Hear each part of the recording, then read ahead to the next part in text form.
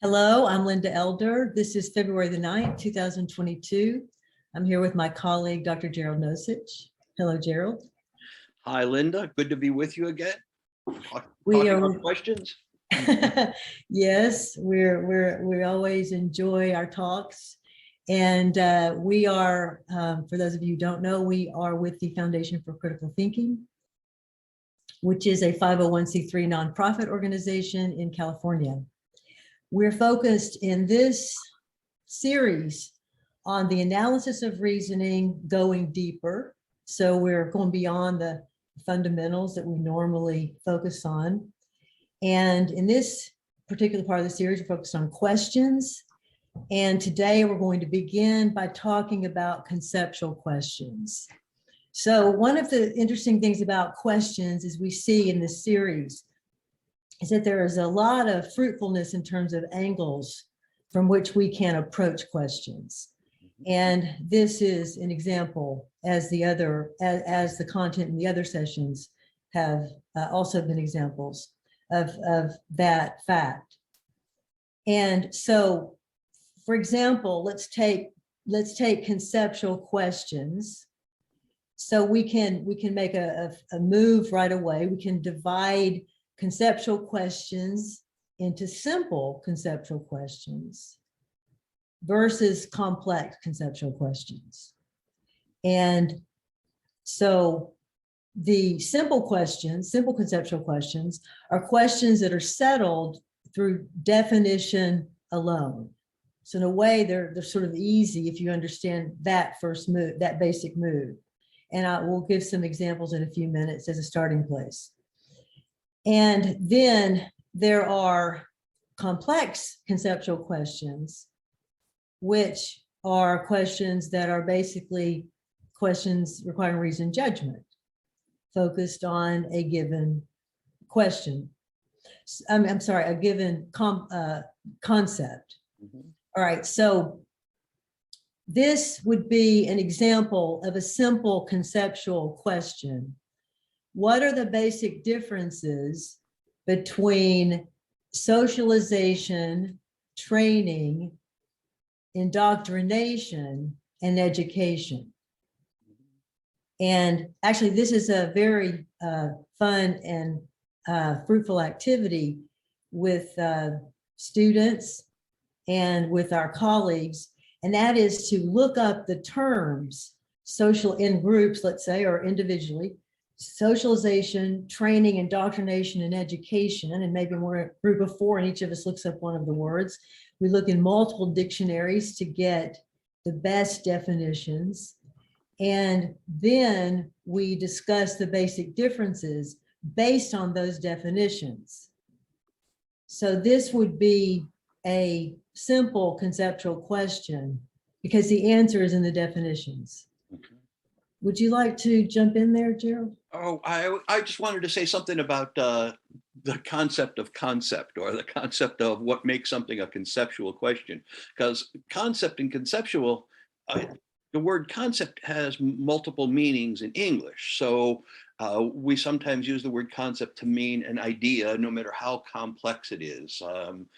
Whereas when I'm thinking of what's a conceptual question, it usually centers around or it's marked by a word like education or socialization, mm-hmm. or the more proper way to describe it is by a term. So it could be, having two parts or three parts. Psychology of education is a concept that I can investigate. And then what I'm looking for is how to understand it accurately and clearly and relevantly in a way that sorts things out. I say that because sometimes people will, quite properly, given our ordinary uses of English, will say that a concept is, they'll give us an example of a concept, something like honesty is the best policy as mm-hmm. a concept, right? Whereas it's a full-flown idea, whereas I think of that as an assumption or a conclusion that you might come to. So I just wanted to say something about concepts before we begin. And of course, we're going to do one or more sessions, a podcast concepts. So there we'll go in deeper there, of course. So when we think of the elements of reasoning, and we have the 8 different categories, if you look within those categories, you're going to find more complexity. So looking at concepts, we also have within concepts, the element, we have theories, and we have principles, and we have axioms, and therefore we have to understand that the element, the word that labels the element of reasoning is the best term, the best one word that can be found to capture the complexities within that element. But we still have to be able to move in and out of those complexities. And the example that you gave, honesty is the best policy, is actually, I think of that as a principle. It's also a conclusion, right? But so it depends on where you are in the elements, or the in terms of the context. So you're right. So then, and in this case, when we think of conceptual questions, we are focused on terms fundamentally. There would be exceptions to this, of course, but the easiest way in is to think of simple questions focused on definitions, where the answer is given in the definition. If you know the definition, basically you're home free, so to speak, because that's where you get your foundations. Now you still have to be able to, in a case like the question that we're focusing, what are the basic differences between the meanings of the words socialization, training, indoctrination, and education? After people, going back to my activity, so after people do this activity, now they discuss the differences, and often they're wrong. In other words, they've read the definitions, they've presumably studied them, and they are not able to see the differences as laid down in the definitions. Right. So that's another problem, but that comes from the fact that we are not, we don't get experience in working with dictionaries. It sounds almost like something like Mickey Mouse, like something you did when you were in elementary school. When to many people, they don't appreciate the importance of language, of words, of definitions, of how we move in and out of definitions. The words can be used in multiple ways, sometimes in conflicting ways. You know, but this is again on concepts. So here's another question. Can a country be called a democracy? This is another simple conceptual question. Can a country be called a democracy if the political power is not in the hands of the people? So you see the move that we have to make there. So can a country be called a democracy? Well, if I stop there, I realize I have to know what democracy means. I have to have definitions of democracy to work with here. And then once I have that, I can go on. If the political power is not in the hands of the people, well, the political power being in the hands of the people is fundamental to democracy. So that, again, that's sort of an easy question once you get the definition. Yeah, but figuring out what the people is, or in the hands of the people, is considerably more complex. Yes. Yeah, but let me say that, I mean, what we say is, can a country be called a democracy if the power is not in the hands of the people? And bring in the standards of critical thinking. What we mean by that is, can a country accurately be called a democracy? Because of course, many countries are in fact called democracies when the power is not in the hands of the people at all. Yes, that's a very good move. So an improvement on the question would be, can a country properly be called a democracy, or be called a democracy so-called, if so we can. Can you love a person and not care about his or her welfare and interests? Yeah. So there are certain fundamental elements to love. Mhm. And some people will say, well, every love relationship is different. And the answer to that is yes, that's true. And that's very important. But there is still going to be a core set of principles by which you would have to live and properly then be able to use the term love Right. in application to that. Right. Right. Yeah. Otherwise, people couldn't say at the time, say when they're getting divorced, you don't love me. I mean, if anything counts, if anything you think of counts as love, then you'd never be able to say accurately that you don't love me. And of course, we can say that. I say that because many of my students who are often, most of the time, very young, will say, love is whatever you take it to be.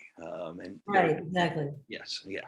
Yeah, and people will, this is very important because people will, in a relationship, let's say an intimate relationship, one of the parties, let's say, is being manipulative and acting in bad faith Mm-hmm. and not caring for the welfare of the other person, Mm-hmm. but acting like they are. Mm-hmm. And I won't say he or she, so I'll just turn to they. So they're acting a part and they're not sincere and they are basically selfish. But they then will make the move, but honey, you know that I love you. And this happens in abusive relationships. We've heard of that, we understand the cycle, right? And so afterwards, the person is often remorseful and comes back and actually does mean it very often. Indeed, yeah. But it's not love if it doesn't have these elements. It doesn't matter how sorry you are later. Right.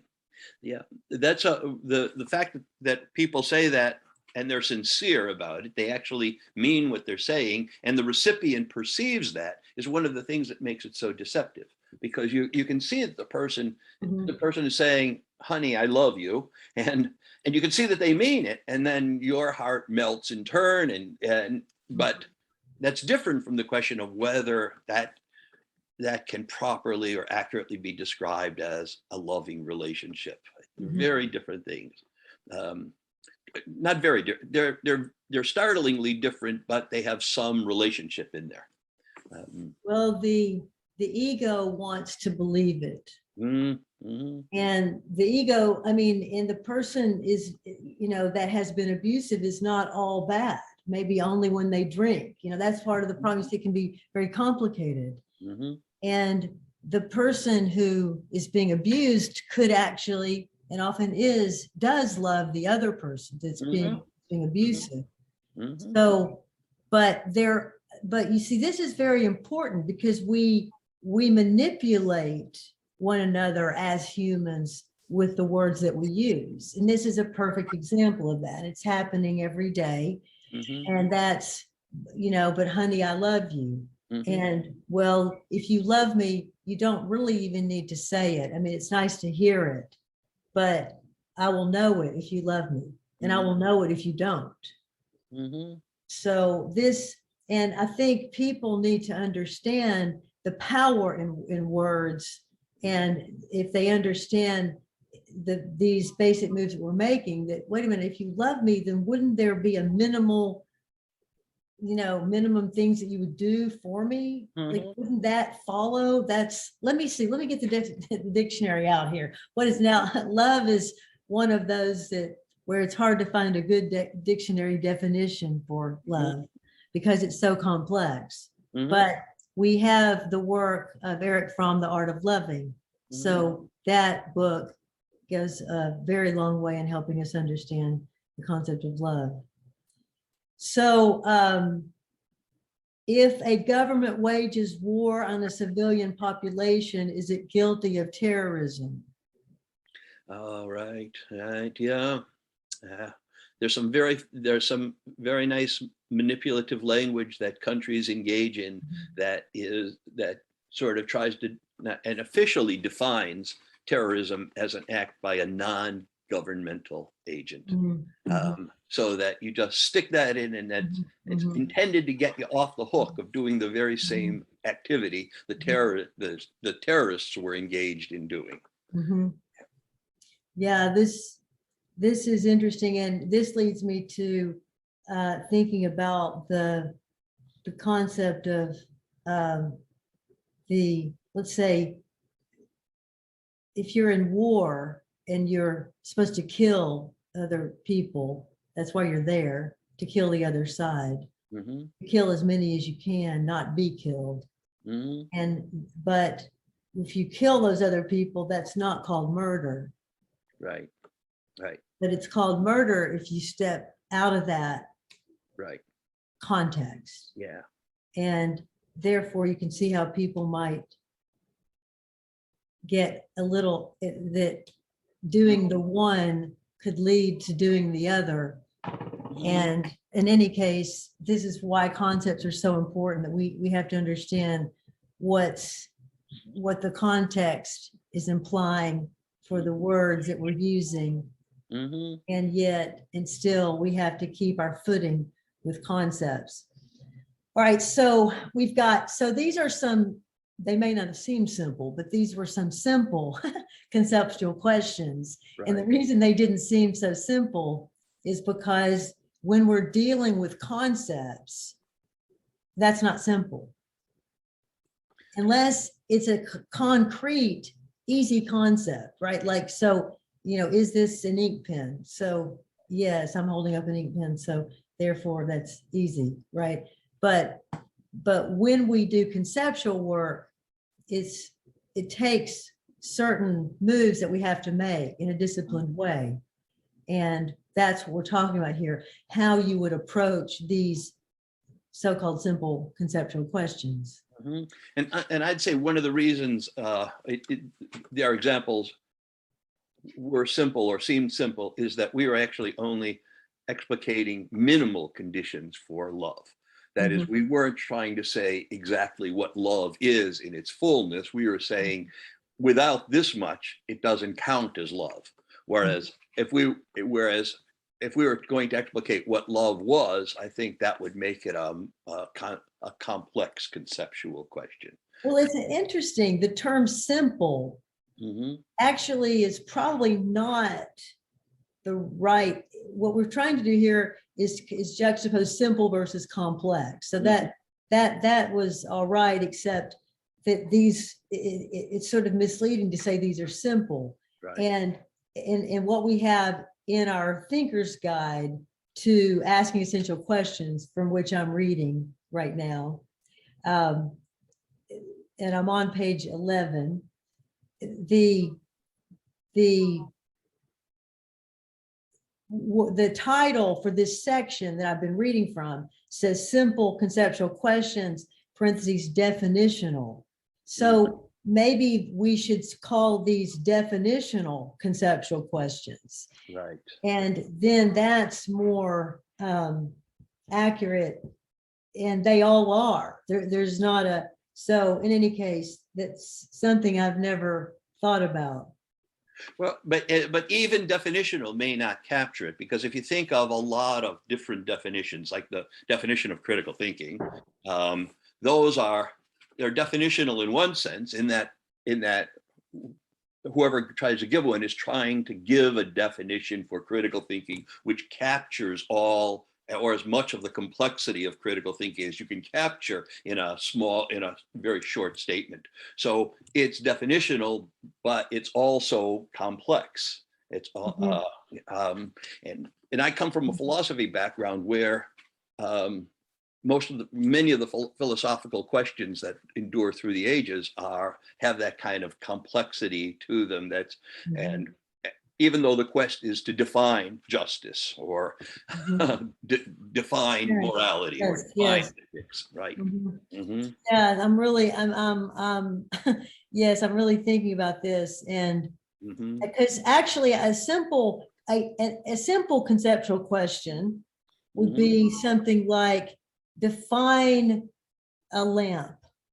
Just where you just ask for a definition of a concrete object. I mean, you could think of something that could be, right, is actually simple by the way that you're describing the question. But all of these were actually complex, but settled through definition. Yeah. And the others are going to not be settled by definition alone. So let's turn to some of these. Okay. And these would be multi-logical. Obviously, we've in our previous session, we focused on 3 types of questions. So that content is presupposed here. So in other words, we know that it's a question requiring reasoned judgment. So there's not just going to be one right answer. And we're going to have to think within multiple viewpoints, potentially, but at least through complexities. And we can't, so, all right, so let me give you one question from the list. To what extent is psychology scientific? And then, of course, to what extent is it not? Now, I think we can burrow into some of these, but let me read a few, and then let's come back and burrow into some. So the next question is: democracy compatible with communism? Are there different forms of democracy, of communism? Is democracy compatible with capitalism? What does each concept presuppose and imply? What must we consider to decide these questions? Now let's burrow into that one a bit, if we could, and come back to the first one, because I want to spend a little more time with that. So now, one of the things that is being pointed out in these questions is that communism is parallel to capitalism. It's an economic system. It's not a political system per se, but we tend to think, people tend to think that you couldn't have a democracy. And first of all, is democracy compatible with communism? Most people say, of course not, because those don't go hand in hand. But that would mean that they're thinking that they're either both economic systems or both political systems. Right. Yeah, I think one of the great disadvantages or negative effects is the fact that communism was paired so strongly with the Soviet Union. Right. And so it almost completely, the term communism has been tainted by its association with the Soviet Union. And so is the term socialism to a large extent also, without realizing that those are really two quite separate, economics is quite separate from the political structure. And you can see this even in relation to, what can I say, reputable, fair-minded historians or political scientists. So if you read about the Vietnam War, or you watch a video of the Vietnam War, even a well-done one, balanced, there's a very nice multi-series on the Vietnam War. They will say the communist soldiers came down and attacked the South Vietnam this way, and they did that. And so North Vietnamese soldiers are often called communist soldiers, as is of course perfectly correct, because they are, but they never describe the other side, the American side, as the capitalist soldiers. And no one ever would even think to say the capitalist soldiers fought in this battle against the communists. So they use the economic term to cover both political and economics, but they use capitalism only reserved for the economics, without addressing the extent to which capitalism also is politically loaded. And what is missing when we think about the concept of communism, as you said, we tend to think about Russia and the tragedies that occurred there under the banner. But that historical set of events it pales in comparison to the communistic groups that have lived among humans for thousands of years, tens of thousands, right? I mean, communistic communities where you're sharing what you have was how humans would have had to survive. So we began as communists in that sense. But this discussion in this country is very uncomfortable to people, and even to many college professors. So we have, it's like if you say communism, it's like we're going to, everybody's going to have this horrible life after that. It's like, it's just all egocentric immediacy. It's like everything bad's going to happen under that umbrella, without realizing that communism is merely an economic system among others. Right. And that socialism and that concept is not here, but could be added to this list of questions. Right. Yeah. Go ahead. I was going to say, yeah, I don't have much affinity for communism as an economic system, or of course as a political system, but in fact, it seems to me most times in your family, you live communistically.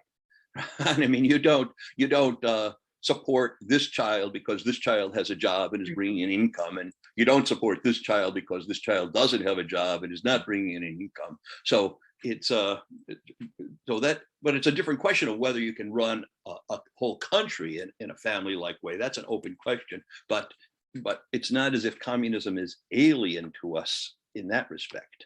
No, and in fact, this is what I mean. This is why it's sad that we can't really even use the term.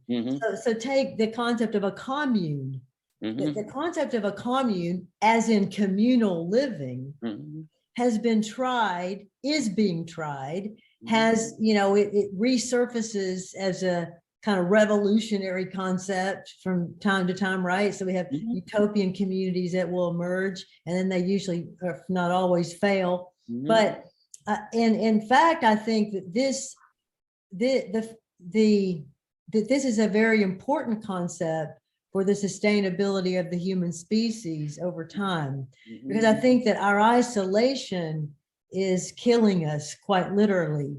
And we're not designed to be isolated, even if we think we are designed to be isolated. And one answer to that is communal living to some degree.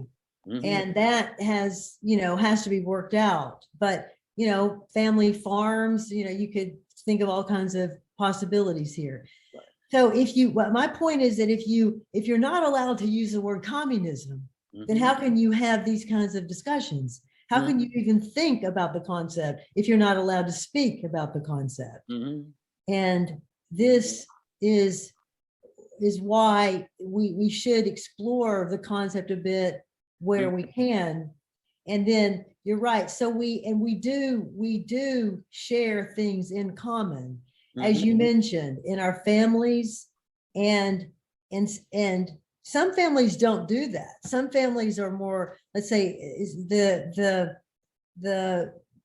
parents are, let's say, stingy, as an example, or one of them is, and so the whole family sort of they hey, this is my stuff, my stuff. This is my stuff, right? And so there's that. And so, in other words, it's a complex concept to be applied in any case, right? Or whatever you're applying it to. Yeah. We're not trying to apply this to a country yet.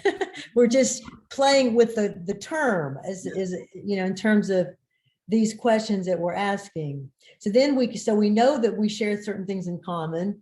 For example, we share parks in common. Yeah, right. We share and we want more open spaces. I think we're going to have more communal spaces in the future, because we're going to think more about what is needed by the human, so that, in other words, we're not going to have these suburbs where there's just rows and rows of houses. We're going to have parks within communities and places where. So I'm just saying this is communism. Yeah, and I might probably say tends towards socialism in my mind, but if I think about things that are publicly owned, which is kind of the essence of socialism and communism, things that are publicly owned, we just ignore how much in our society is publicly owned. You mentioned public parks, Exactly. but also streets are not. I mean, Right. it's not as if you own your street and you charge other people for driving through. Police departments are publicly owned. Congress is publicly owned. The Capitol building is publicly owned. The White House is publicly owned. So we have our state universities are publicly owned. So we have a vast amount of socialism without it being called socialism at all. Whereas when those were in the Soviet Union, we didn't say they were publicly owned. We said they were state owned. And notice what a different flavor it gives you if you say your university is owned by the state. Exactly. So then, and when we think about, let's say, is socialism viable? And I think of socialism as kind of it's in between communism and democracy. So I mean capitalism, excuse me. So that some things are shared in common and some things we hold privately. Right. And so when we ask the question, is socialism possible? Is it feasible at the state level, or for a government, for a country? Well, the answer to that, we need to look at countries that have tried it. And we need to look at all of them. We need to consider all of these, and we need to consider the successes and the failures. And then we need to examine why they succeeded and why they failed. So, of course, one obvious example that comes to mind for me is Cuba, which has been very successful in many ways, at least since the takeover from the United States. And in terms of providing for the people, having their basic needs met, everybody, having a place to live. And so, and also Costa Rica has a very liberal social policy. And if you are employable, you will have a job in Costa Rica. And they also have an anti-war policy. They don't engage in war because they don't have any money to. And they say, well, all we've got the money for is our people. We don't have enough of that. So I'm not, I know there are problems in both of these countries. So I don't want to be distorting the reality when I say these things. But my point is that there is a lot of good in what has actually been practiced in terms of socialism. And Scandinavian countries have had a history of quite a bit of socialism and are extremely prosperous as well, and engage in rough measurements of happiness. They tend to get on the happy. Yes. Denmark gets very highly on the happiness quotient. Though if you ask Danes, are you happy? They say no. But almost everybody says that. It's fascinating, isn't it? Yeah. So then there is a lot in this nest of questions that we've just been focusing on. Then we've added some as well. And here we see that to answer these questions, and we haven't even gotten to them, is democracy compatible with capitalism? What does each concept presuppose and imply?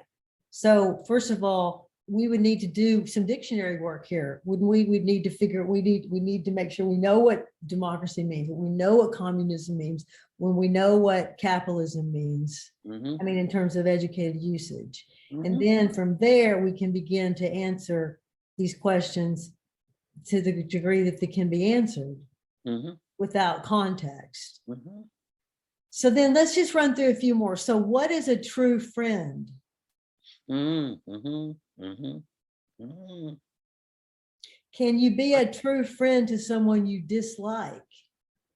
All right, nice question. Very nice question. I don't have the thinker's guide in front of me, so it's been a while since I've read these examples. Right. Yeah. So every time, even if you've created them, no matter how much time it's been since you've looked, I mean, you always can learn from your own work, because you go back and you revisit, you come from another angle. When you wrote it, maybe you just wrote the sentence, the question, didn't really think a lot about it at the time. So then that's the beauty of critical thinking. So it's interesting. Somebody could ask, wait a minute, how is that different from one of those definitional conceptual questions? And then I would say, well, I'd say the first question is, what is a true friend? It's not, it didn't say what is a friend, but it's a little tricky. So what is a true friend? So I don't know. I'm wondering if this is a little problematic in the way that these are being, this particular one, whether it fits here or fits over there. But anyway, it doesn't really matter. What matters is whether you understand what a question is asking of you. Yeah. And that is what we have to remember. So if the question is asking me to just look up a definition, right, then actually, no. Okay, so let me go back to that. This is true. This is why it's okay. So the previous question, which is, let's just call it a definitional conceptual question, was, can you love a person and not care about his or her welfare and interests? It did not say what is love. Right. Right. So it took a core part of the definition that will be found in any good dictionary, right, and it included that, and so that it was unequivocal in terms of your answer. That's the difference. Right. Right. Okay. So, yeah. All right. So then what is a true friend? Again, if this had said, is a friend someone who is not concerned with your interest, then you would make that a definitional, that would be a definitional question. Right. So, okay, so what is a true friend? And then can you be a true friend to someone you dislike? Okay, so what do you think of that question, Gerald? Oh, I think absolutely you could be. I mean, that if being a good friend involves, maybe among other things, looking out for the person's interest, doing what will most help them a lot, then I could do that for someone. I'm not saying that I would. I hope I would, but I could do things for them that a true friend would do. And in that sense, I'd be being a true friend. And that's independent of my feelings for that person. You find it often in people who've been divorced, but where it hasn't been one of those messy, angry divorces. They still have they can still act as good friends toward their former spouse, even though they might dislike them in many ways. So, yeah. So, and you could say, so those are good examples. So then you could also ask, could you be a true friend to someone that you don't even know? Yeah, I'd say the same thing. Yeah. So then let me give you an example of something that just happened that I just read about. So it's fresh. So there was a lot of snow and ice, and there were 3 cars that were stopped on the road because suddenly it just came down in the middle of nowhere-ish. I'm not sure exactly where. And somehow the woman in one of the cars was able to FaceTime and figure out, and somehow this 80-year-old man who lived in the neighborhood was alerted to this fact that these people were, like, I don't know, they were half a mile away or 1/4 of a mile away, some distance. It was not in miles, so I didn't make the calculation. But so when he found out, he got on his gear and he walked and he found the car where the woman was, and there were 2 other cars, and he led them to his house, and he had them spend the night and fed them and all of this. And when people tried to say, oh, you're such a hero, and he said, no, I mean, anybody would do it.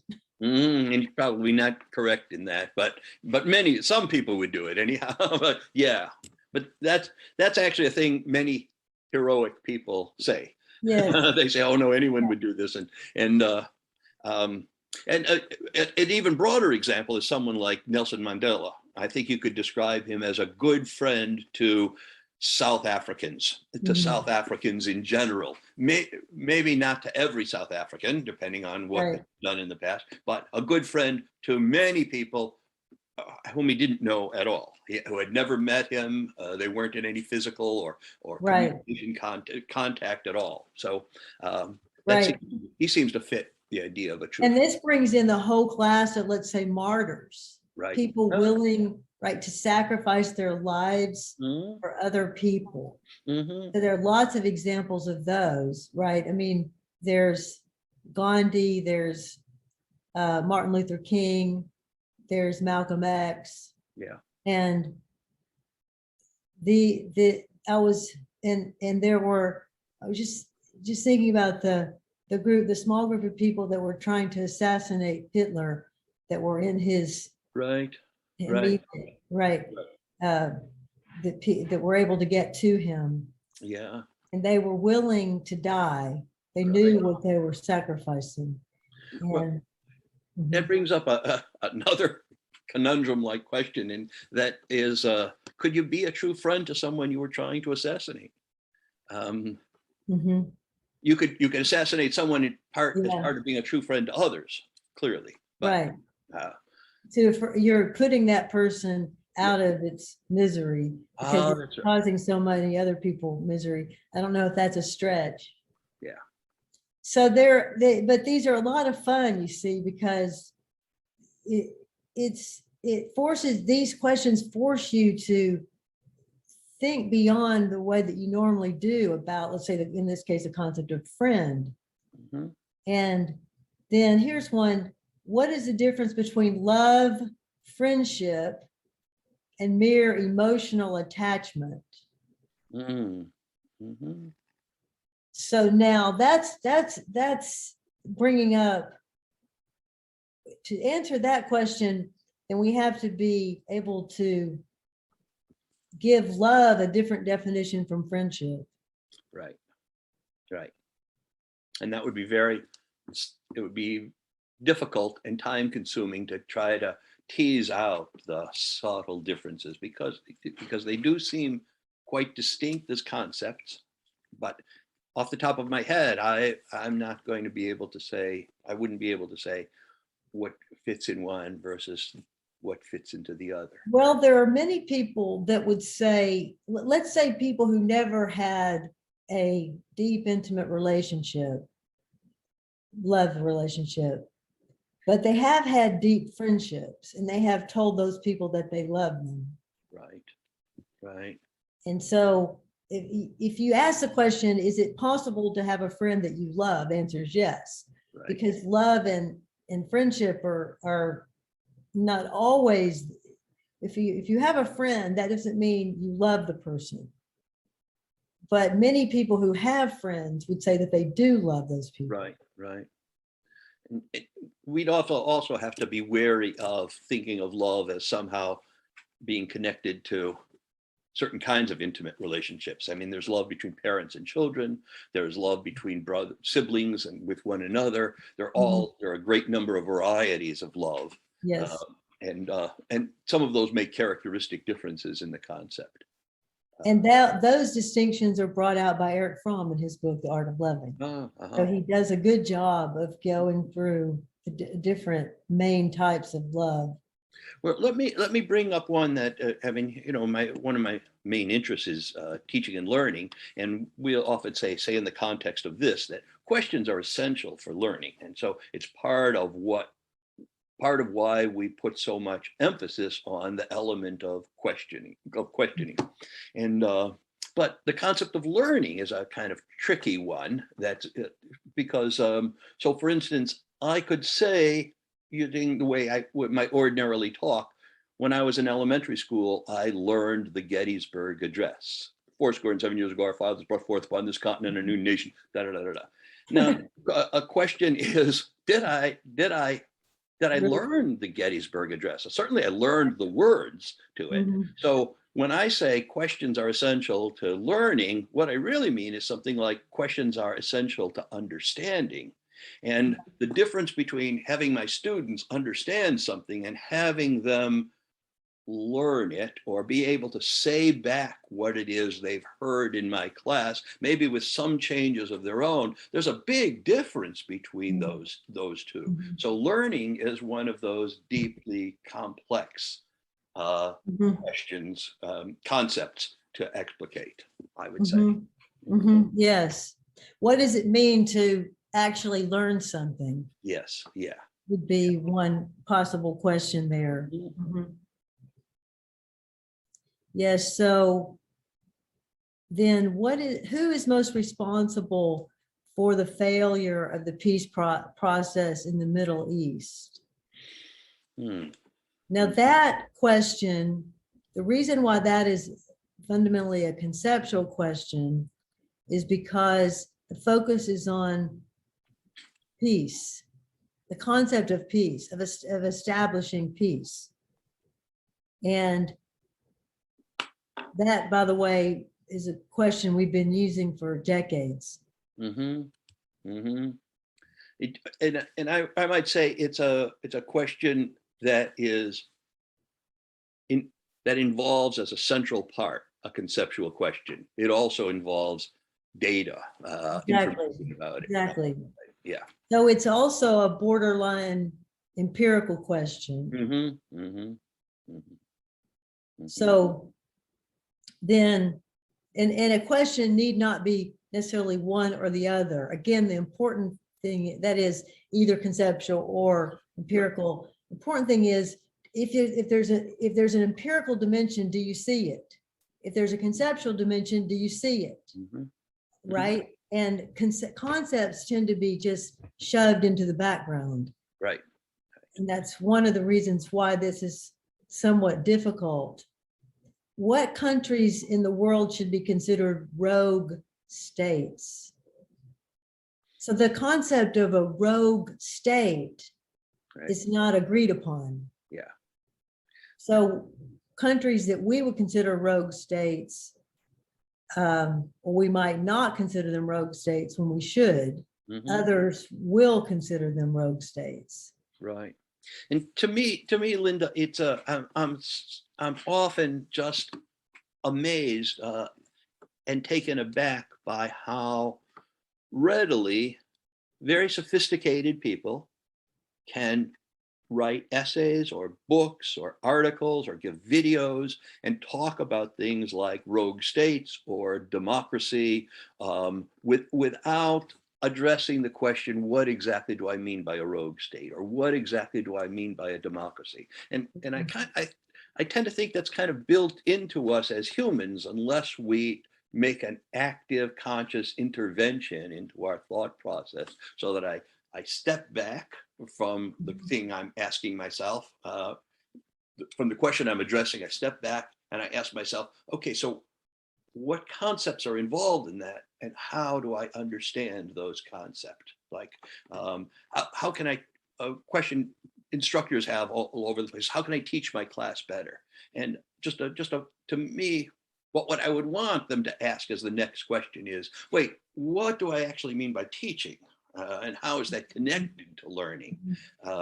So that there's that characteristic, I think of it as a characteristic of critical thinking, that you're kind of stepping back from what you're actually, the problem you're addressing, and you're asking yourself the prior question about what do I need to understand in order to be able to answer this question intelligibly.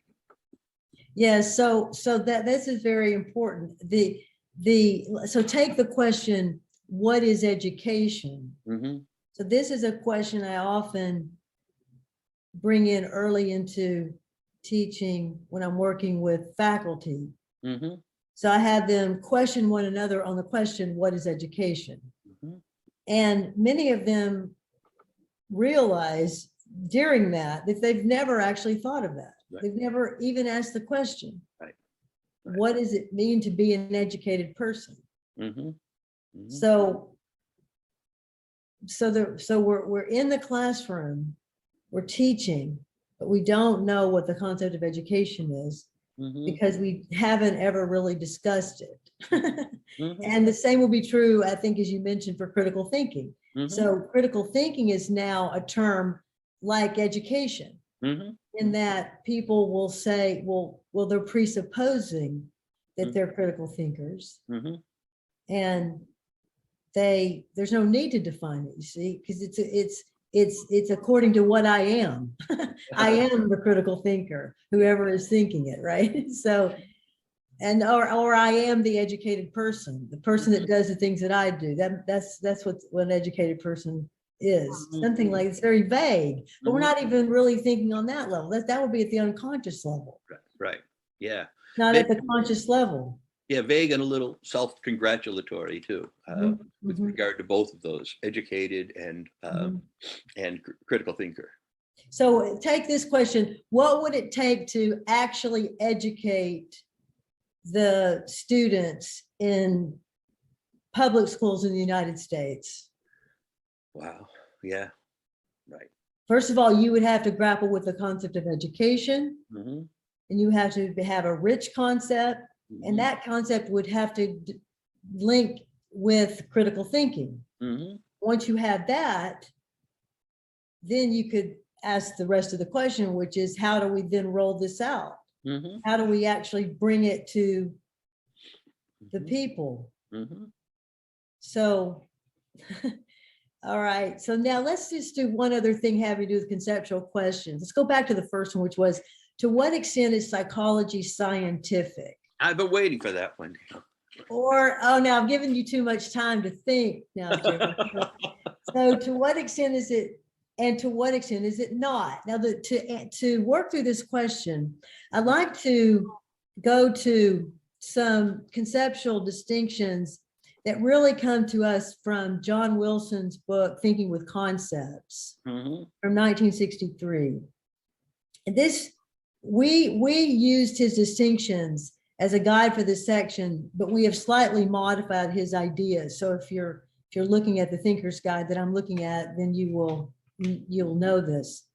So this is very helpful, I think. So Wilson says that when we are analyzing complex questions, it's helpful to focus from a few different angles. One is on model cases. So let me just give you the categories first. So focusing on model cases versus contrary cases, or related cases. And now a model case would be a paradigm instance of the concept. Mm-hmm. Contrary would be depicting obviously the opposite of the concept. Mm-hmm. Related cases would be concepts and cases that function in relationship with the concept we're exploring, are similar to our concept, or importantly connected to it. Mm-hmm. Okay, so then there are borderline cases, Right.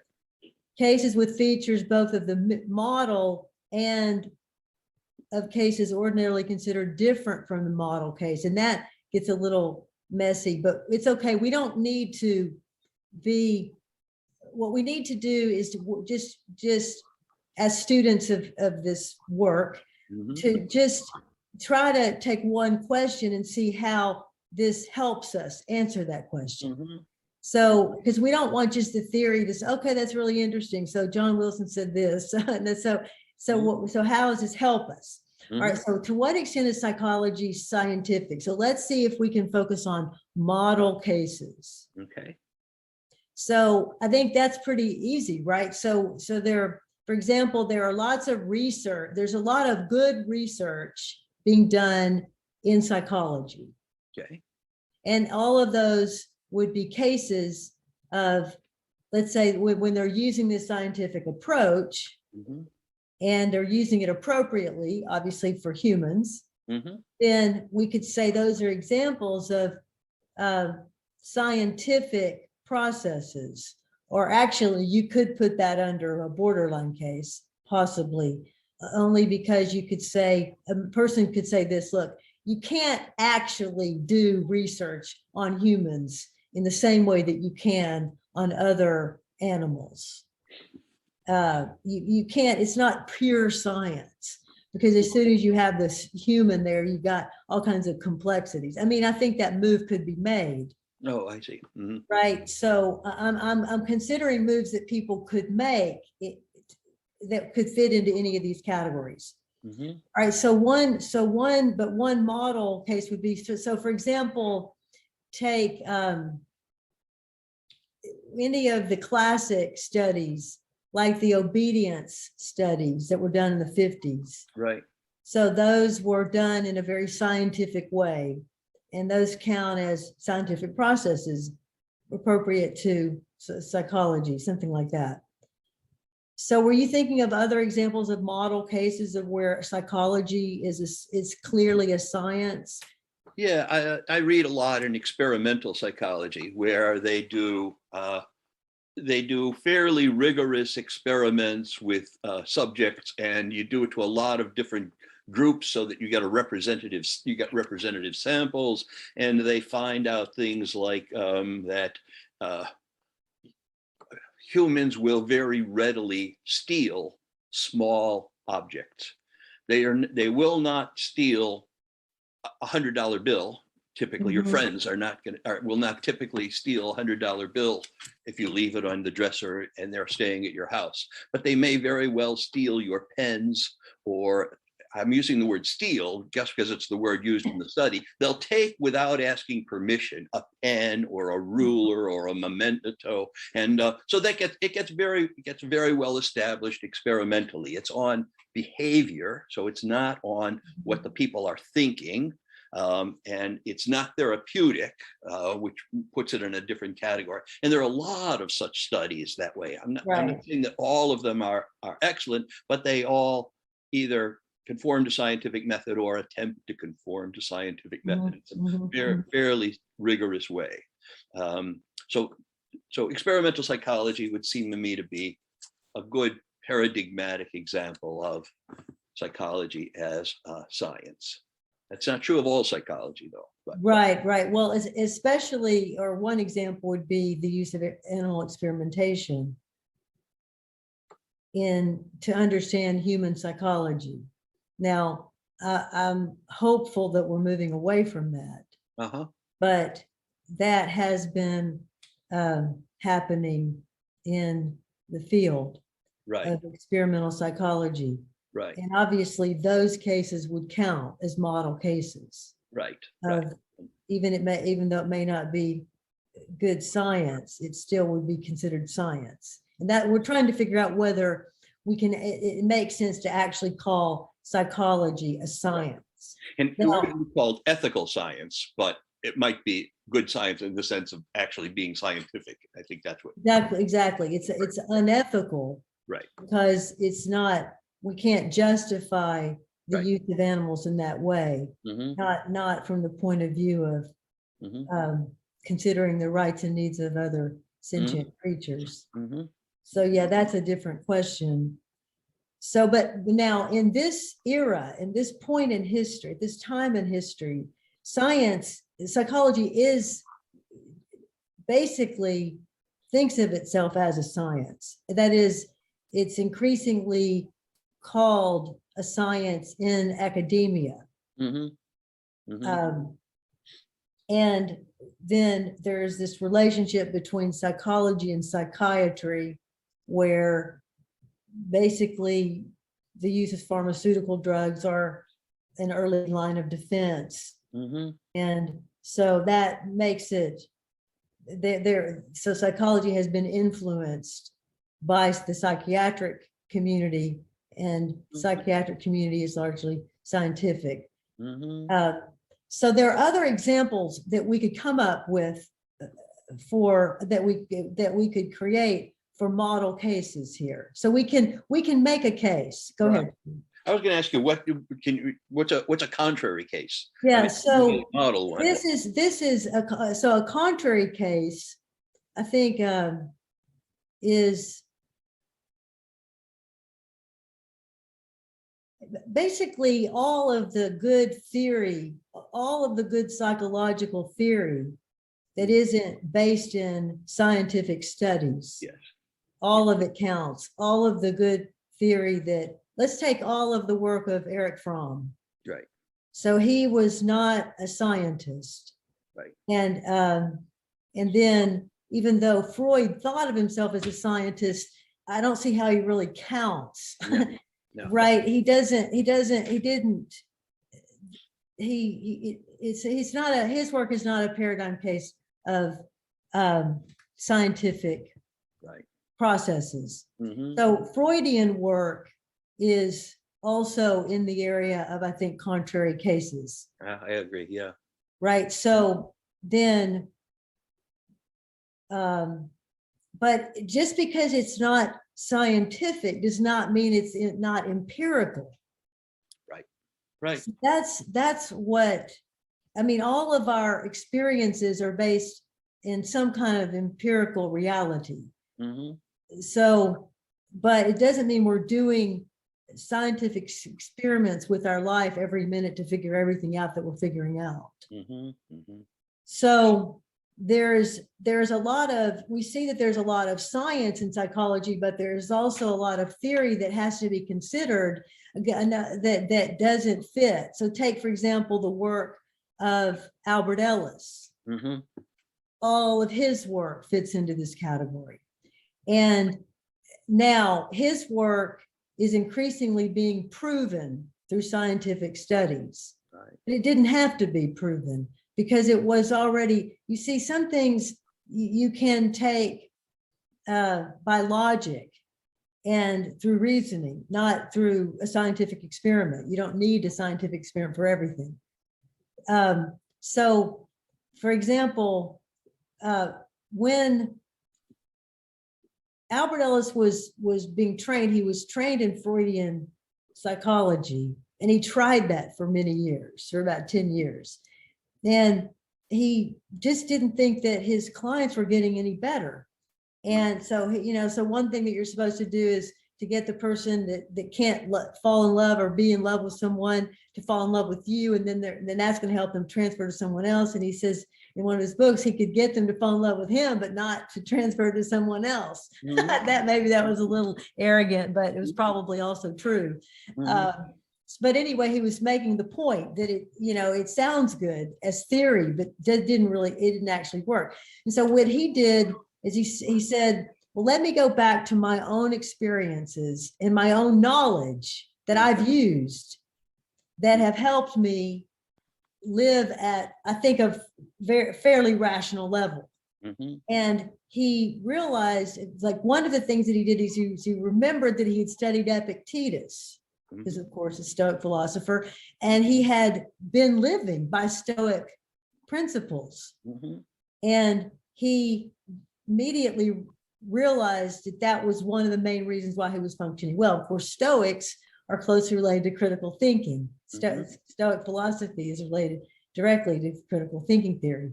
Mhm. So that's another example. So Stoic philosophy is important to psychology.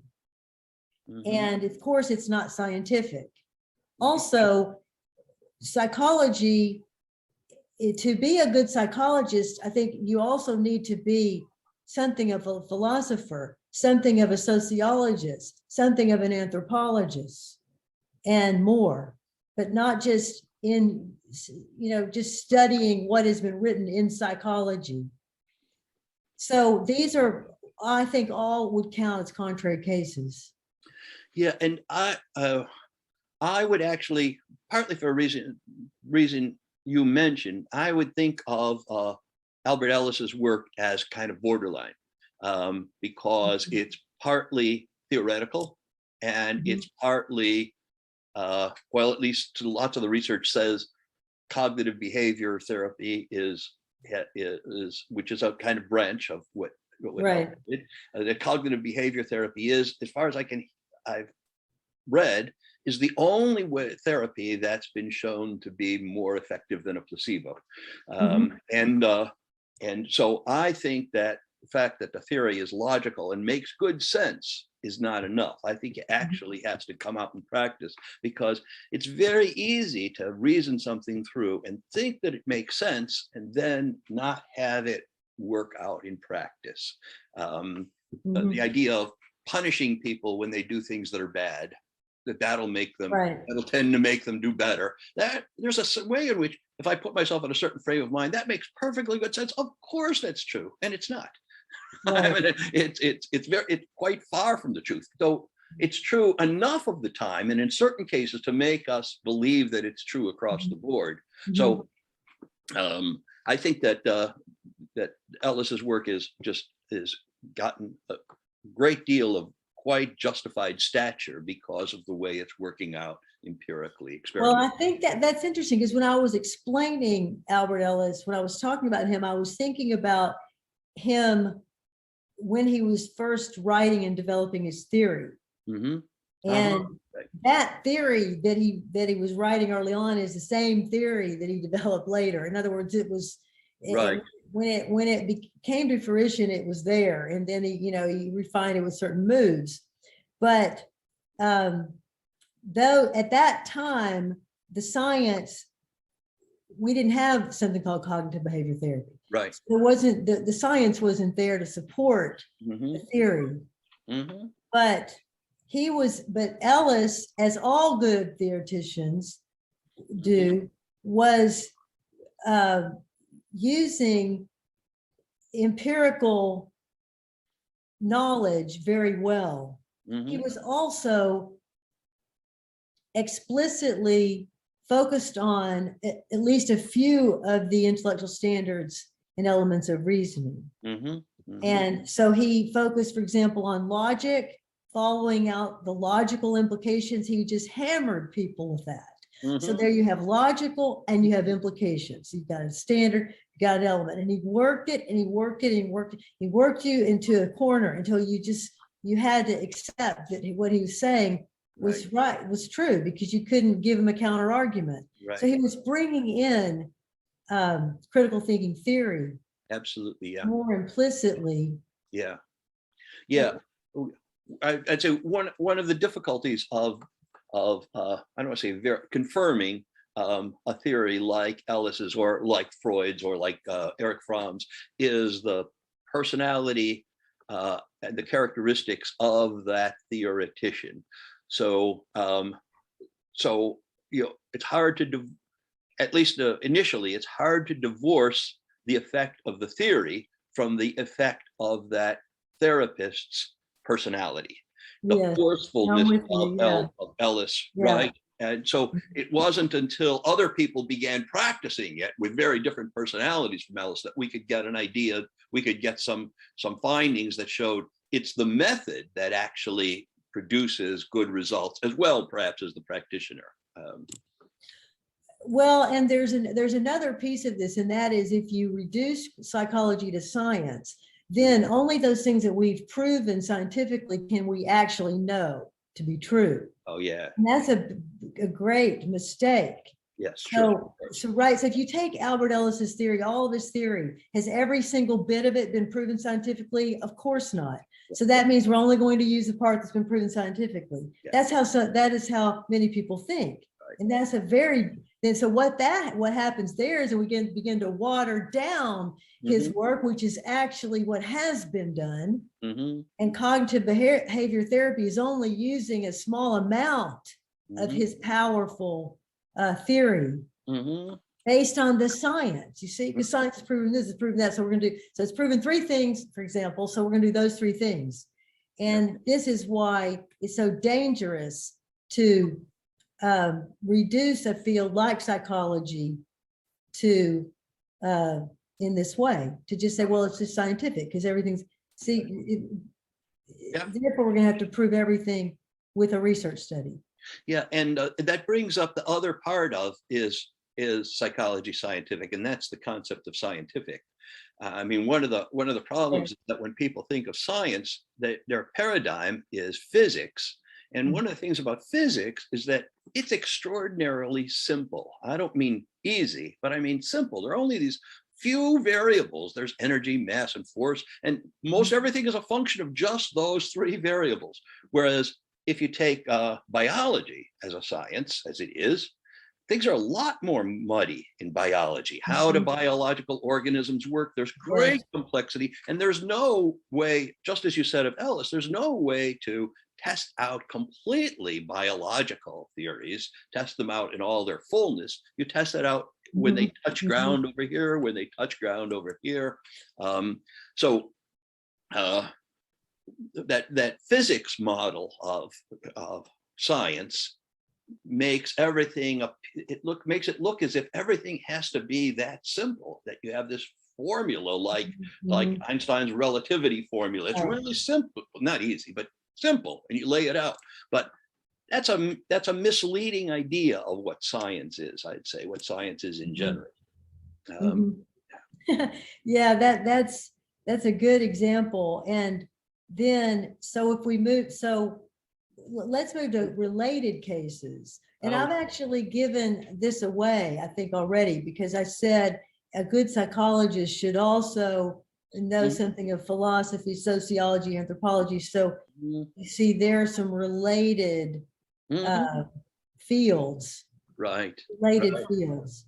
Yes. And so, for example, if I think of psychology, if I were developing psychology theory within psychology, but I did not have understanding of critical thinking, which has its home fundamentally in philosophy. I mean, I think we could say that, although we do have the barriers of egocentric and sociocentric thinking, you see, and sociocentric thinking comes from sociology.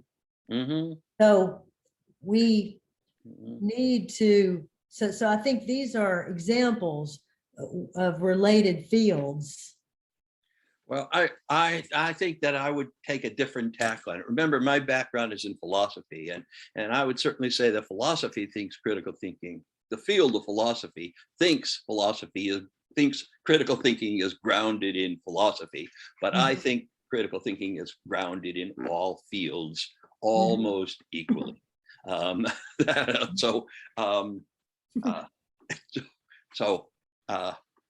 Well, the way that I think of that is, it's true what you say. It's a generalist theory. Critical thinking is, in other words, every field can and does potentially contribute to critical thinking. But I'm thinking of the fundamental theory coming out of, really, let's say, Socrates, out of Stoic philosophy, out of even the early history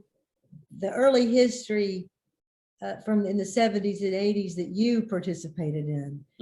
It's emerged out of, it was maybe because critical thinking was couched within philosophy to teach it to students. And so that's why I think of it, but you're right. So from philosophy, to some degree, we get some of the elements of reasoning, and we get some of the intellectual standards. And we probably, well, if you consider Bertrand Russell a philosopher, then we get some virtues through his thinking and others. So it's complicated. Yeah. And I would say, I don't want to say this too strongly because I'm not that sure of it, but I would say that with the exception of Socrates, the emergence of critical thinking from philosophy is largely historical accident. That is, it could have emerged, critical thinking as a field could have emerged in many other fields. I can easily imagine a sociologist stepping back from sociology and saying, okay, how do people act? How do humans act? How do they think things through? And he steps back and goes into then the logic of how people think.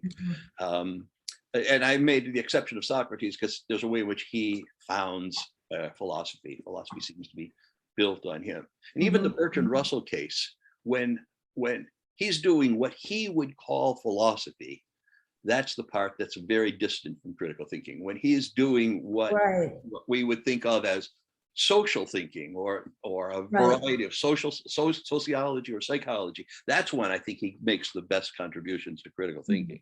That's what I was thinking of, right? Because he focuses on intellectual virtues, for example. He, to some degree, talks about intellectual discipline. So then we started with the question here: to what extent is psychology scientific? We gave a few model cases, paradigm cases, where we could say, well, it's scientific in these ways. We also didn't mention there that neuroscience has really grown, and it's sort of trying to me, it looks like it's sort of trying to take over the field. Like everything can be reduced to the brain. I'm sorry, it's you've got the mind and you have the brain. And there are interactions between the two, but the mind is it's not a concrete thing, and so it's going to be very complicated. And finding these interconnections is not easy, and they've already figured out that it's not that easy. But in any case, we can't. So what I want to sort of wrap this up, I want to say that to me it is very clear that psychology is not a science, and it has scientific dimensions, but it's much broader than that. And we've given some model cases, we've given some contrary cases, and I think we gave related fields, if that counts. And we talked a little bit about borderline cases with the Albert Ellis example, which you mentioned, Gerald. And I guess in closing on that, I'd like to say, I'd like for people to see what Gerald and I just did. I mean, we didn't rehearse this. We're not, so we're just exploring these ideas and sort of figuring it out as we go. And there's a beauty in that. There's a messiness in that. And you know that if you were actually going to write a paper on this, you'd have to go back and do some more homework. But you've got a good starting place. And then if you're talking to someone, as I am with Gerald, who's got so much knowledge and depth of understanding, it's always a delight. Yeah, it's a great pleasure talking with you about this. Talking about critical thinking is just is always wonderful. Especially with you. I mean, this just becomes very rich for me. So Gerald, I think that we should wrap it up. Then we focused on conceptual questions, and we just got started. So we should so everyone should be aware of the complexities in conceptual questions. And we will be coming back to questions or to concepts in another podcast. But in any case, there's a lot there, and we're just getting started, and then now it's over. So thank you, Gerald, for this. Thank you, Linda. Very nice.